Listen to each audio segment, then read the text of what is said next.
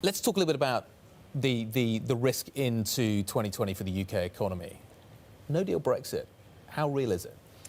It's a risk. It's very real because at the end of the day, if we can't conclude a negotiation in that tight time frame of 11, 12 months, the default is a no deal exit. My own feeling is I've always been less pessimistic about the economic impact of that than most, and therefore remain relatively positive about the UK economy this year. But so long as the no deal risk remains, then I think you're going to see this, what you've seen with sterling, essentially, that it remains. Sterling traded much of 2019 as a Brexit currency. Yep. And so long as the no deal risk remains, then I think it will remain weak. You spent a lot of time at the Treasury. Yeah. And at the Foreign Office. Yeah. You spent a lot of time in Westminster, basically. Yeah. Give us your sense of the UK skill set going into this negotiation period. How strong is it? What do you think the objectives are going to be?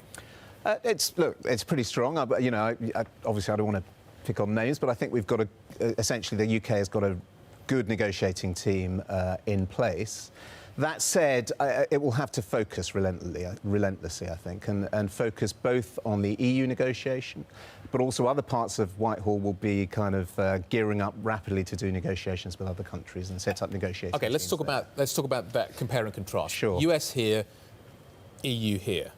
Is it just a twin track kind of policy that is applied here? Does one get a priority over the other? I think de facto the EU negotiation I think will take priority, but that's not to say there won't be a lot of effort expended on getting other countries, trade deals with other countries up and running as soon as possible. Now, those other countries, predominantly the US, but also we'll be looking at Australia, we'll be looking at Japan. We might look at something like the TPP, the Trans-Pacific Partnership. I think all of those tracks, if you like, will be gearing up during 2020. Having said all of that, most of the resources will be going into negotiating an EU. Is it a zero-sum game? If the US gets there first and asks for X, does that preclude Y from the EU negotiation? How do the two get balanced? There are elements of it that are, as you put it, zero-sum, but I think there'll be dynamic negotiations for that reason. As I said before, I think the EU one will take priority and precedence, and therefore the kinds of agreement we've made with the EU will affect the negotiations with other countries.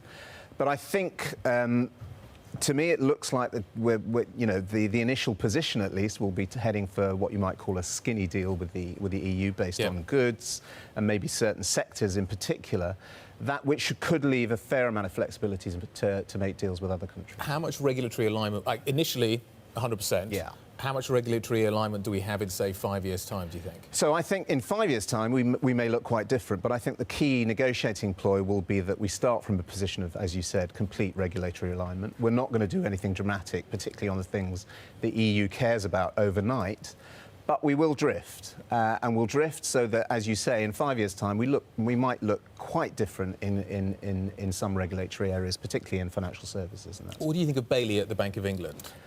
Because he has talked, I've talked to him about it, he's talked about that kind of regulatory drift, and to a certain extent, the bank from a regulatory point of view may feel quite unshackled now. And because there's plenty of regulations, people would argue, on the EU side that are very clumsy and inflexible when it comes to the financial services sector. That's true, and as you say, the new governor has made that point in the past. Again, though, I don't think anyone's going to rush into anything. So I think come the end of 2020, early 2021, we will remain pretty closely aligned. That's the commitment, if you like, we'll make to the EU initially.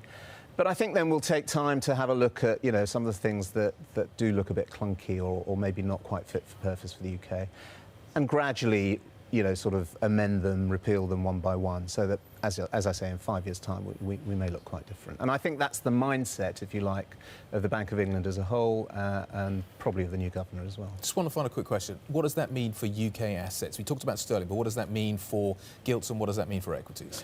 So I think, generally speaking, I think, the Bank of England's probably on hold with a bias to cut this year, so gilts, probably do okay. Equities, I think, will get a bit of a bounce, especially if sterling stays relatively weak. So if it stays relatively weak, we'll see the FTSE 100 outperforming the FTSE 250 this year. Vice versa, of course, if we head towards some kind of deal. Yeah. Overall, I think the UK looks like one of the world's bright spots in equity market terms this year.